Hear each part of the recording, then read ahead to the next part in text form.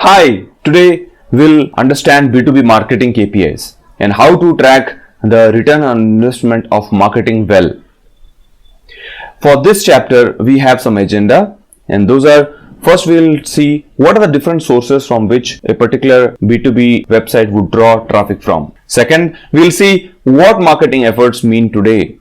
Then we'll talk about different challenges to estimate marketing ROI. Fourth, we'll understand the two different elements that are quite important for organizations, that is audience engagement and lead conversion. We'll talk about 6 golden metrics for estimating ROI of marketing. After that, we'll also look at an example, and finally we'll summarize the chapter. Now let's move ahead. The sources of B2B website traffic can be from various channels, but 70% of the traffic usually comes from organic. By organic, we have already studied that it means from Google or Bing or any search engine traffic. Then near about roughly 20 to 15% of the traffic that comes from referral. We'll talk about the sources in short while. The graph that you see is an example from a real B2B website. And right now we'll talk about how different data sources are providing the data or feeding the data for each of these channels. Now if you look at organic, then the major data that comes from is the Google Search Console. So Google Search Console capture all the traffic that comes from Google search. Now when we talk about referral traffic, those traffic are from usually social media or maybe from YouTube or from maybe Reddit, and most of the B2B sites, they get their referral traffic from LinkedIn and Twitter. The third is email. Usually when you nurture your leads from CRM systems like HubSpot or Marketo, Salesforce, people would go to the email. Your audience would typically find a link that they have to study. They would go to your website, and that's how you capture those data points. CPC is nothing but cost per click. When you place an ad in Google, then you would get the traffic from Google Ads. Then the fifth one is content syndication. Usually many companies, they take their existing content from their website and they place it in different sources, in third-party sources, by providing canonical tags, and they expect that somebody from those third-party sites, they would click and come to their websites. This content syndication usually doesn't work well for B2B sites because the target audience may or may not be going to the third-party sites at all. But anyway, for example, third-party sites are like articles.com or earticles.com, etc. If certain sources are not kind of tagged properly, then they'll be mentioned as others. Now, one thing to notice, or the key takeaway from this whole slide, is organic and referral, they both contributes to more than 95% of any B2B website traffic, and those are quite important. And that's how the statistics is for most of the B2B website. Now let us talk about what every effort in marketing department, or why every effort in marketing department is a web page today, and why it is quite essential to understand the traffic sources, the weight of the traffic, or the impact of the traffic. Now if you look at the marketing department, then the effort that they put into different sections, for example, analyst relation. Marketing department would go and talk to different analysts like Gartner and produce a positioning report of their products and solution in a particular Gartner report. So the analyst relation effort can be translated to an ebook landing page. At the end of the day, you would end up creating an ebook landing page for the Gartner report. It might be gated. Now, if you look at other sub-departments in marketing, for example, ads. If your digital marketing person is placing ads for particular product solution, then that also is a landing page. Similarly, if your product marketing team is involved in branding, then they would end up creating a fantastic homepage and they will write blogs. And it's just not limited to marketing. I'll also give you an example where other department, work hard and finally their effort are translated into web pages. Let us take an example of product management. Now, product management responsibility is to create a fantastic product that can be adopted by end customers. But the end result is the product and documentation page, which will be consumed by the end consumers. Now, engineers will be working hard to integrate with different products, and so that the product and solution can be adopted quite easily. The end product of the integration page is the integration page or the documentation page. Similarly, if you look at client success, they will be responsible for ensuring that the value promised to the client are delivered on time. And the output of the whole exercise will be a case study document page, which can be used by marketers to promote product and solution further. Now, that is the reason it is quite essential to understand that every effort that marketing makes today is in a form of web page, and we need to track the traffic minutely. Now, let us, before jumping into the return on investment, where we will understand what all things we need to measure web pages. Let's first look into the challenges that most of the CMO or CEO feels that it's a very big challenge to measure ROI. Now, the top challenges specified by many chief marketing officers and CEOs of many B2B organizations are, we'll talk about only the 5 top challenges. Attributing social and content to revenue. The second one is aligning KPIs with overall business goals. Third one is attributing leads to revenue. The fourth one is collecting the right data. And fifth one is determining the right KPIs to measure.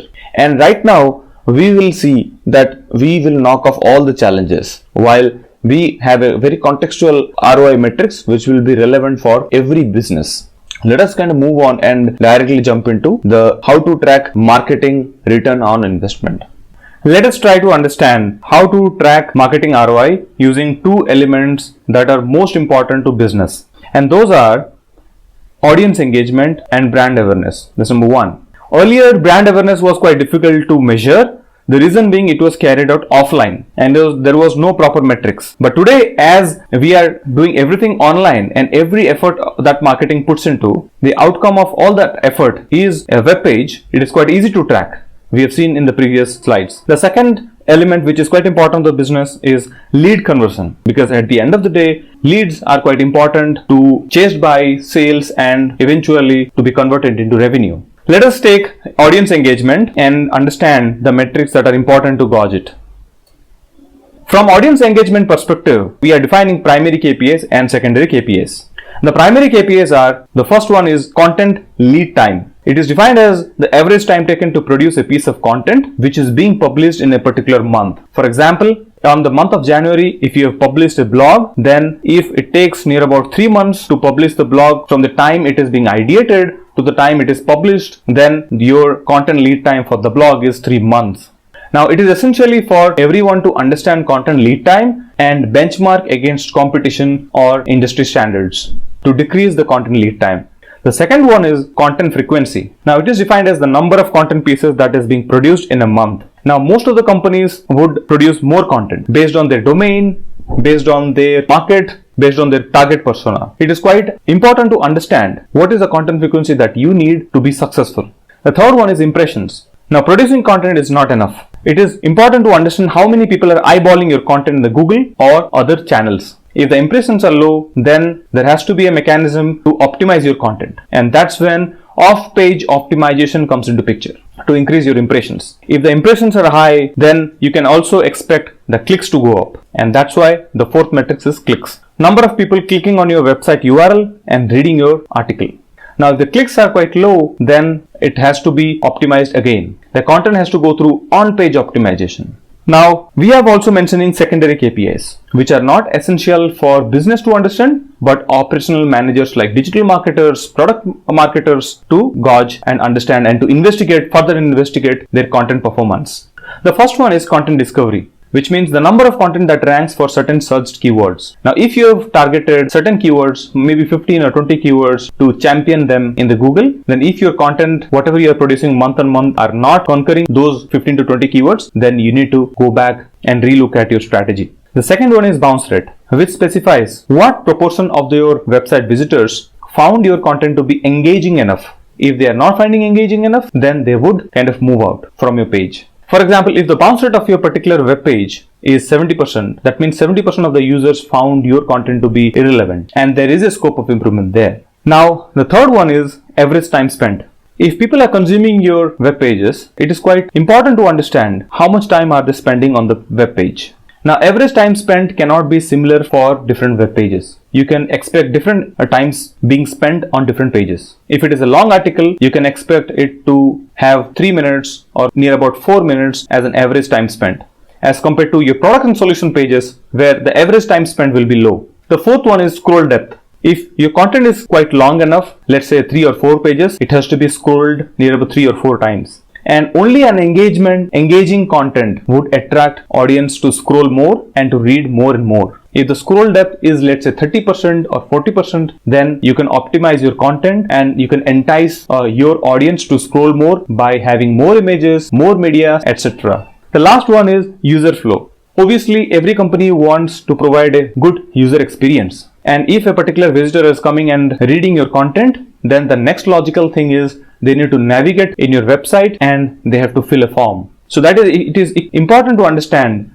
that after consuming a particular content, be it a blog or be it a solution page or be it a product page, how are they moving into different pages? What all are they navigating? It's very, very important to understand from an investigation point of view.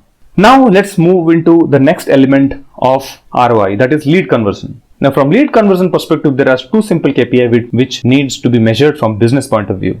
The first is leads generated, which is defined as the number of form fills happened per month from all the landing pages. Now landing pages can be different. For example, request demo, contact us, contact sales expert, or maybe it can be gated assets like ebook, white papers, case study. So all these can be filled. Now the second point is leads qualified, which means the number of leads generated from the website or from the landing page on your website and are actively chased by sales. And they are also known as marketing qualified leads. For example, if you have 100 leads generated in the month of January, but unfortunately 50 of them are not worthy of chasing, they are not seen as an opportunity. Perhaps many people in your own organization has filled the form. There could have been testing, or due to any reason, you got the data that 100 people has filled the form. But sales think that only 50 of them are worthy of chasing them. That means 50% or 50 leads are qualified. Now with that, let us look at or summarize the 6 golden metrics for B2B success. That means every organization must look at only 6 golden metrics for tracking the effectiveness of the marketing. And those are content lead time, content frequency, impressions, clicks, leads generated in a month, and leads qualified in a month. Those are the 6 golden metrics. Let us go to the next working example. 𝗖𝗧𝗯𝗹𝗲 is receiving nearly 100,000 impressions per month, and they get near about 10,000 unique visitors per month from organic channels. Out of those unique visitors, only 10% clicks on the CTA and fills up a landing page. And out of those fill the form, 1.5% became the qualified leads, which I was talking about, that leads which is worth chasing by sales. Now, how many marketing qualified leads has been generated by 𝗖𝗧𝗯𝗹𝗲 through organic channels on that particular month? Now, you can take 30 seconds and to formulate your answer. One small hint, you can consider funnel. Alright, so let's see the answer of this particular example. It's quite simple. If 𝗖𝗧𝗯𝗹𝗲 is drawing 100,000 impressions and clicks 10,000 clicks, then the number of leads, which is like 10% of number of clicks, that's why the leads are 100. And MQL, we have mentioned that 1.5%, and that is the reason MQL is 1.5% of leads, that is 15 leads has been generated in that month. Now this view is extremely important for any company to track month on month to take key decisions faster. How many impressions have I got? How many clicks have I got? How many leads have I got? How many marketing qualified leads have I got? Now the decision can be, if the impressions are not enough, then you can write top of the funnel blog. If the impressions are good enough but clicks are not adequate, then you have to change or optimize your content, which is called off-page optimization. If the clicks are good enough but leads are not getting generated, then you have to do certain on-page optimization, where you need to see why users are not getting engaged with your content. Is it a personalization issue? Is it a customization issue? Is it a user experience issue? Or is it a content itself? You need to investigate. And for investigation, we have discussed the secondary KPI which are important for you. Now, if clicks are happening, leads are happening as per your expectation, as per the industry benchmark, then you need to calculate how many qualified leads are getting generated from those form fills. If that is not there, if your qualified leads are not there, you really need to revisit why your target audience is not visiting your content. Have you written the right content is the question you need to ask yourself. So this is the funnel which is used by many successful B2B enterprises, and we help them out in formulating and getting the data from different sources. Along with that, we provide them the 2 important metrics from operational point of view, from organizational point of view, that is content velocity and content frequency. Now let us look at the summary what we have discussed. First, we discussed about sources of B2B website traffic. Mostly it is organic and referral, which constitutes of 95% of the B2B website traffic. The second one is importance of marketing ROI. We have seen that how marketing ROI is necessary to estimate to improve. We discussed about challenges that many organizations perceive while calculating marketing ROI. They do not know where from the data sources would come from or which data to consider to understand the impact of their content. Fourth, we saw metrics related to audience engagement, and we also saw metrics related to lead conversion. Finally, we boiled down to a fact that 6 golden metrics which are essential for any B2B marketing to be successful. We also looked at a marketing funnel which has to be tracked on an ongoing basis and decisions can be made easily. And we discussed about 𝗖𝗯𝗹𝗲, a particular example where we calculated how the leads are getting converted, where is the scope, where some certain things has to be developed, etc. Thank you for watching B2B KPI for successful B2B organization. If you have any feedback or doubt, please reach out to us at academy@innoventsoft.com. Have a wonderful day.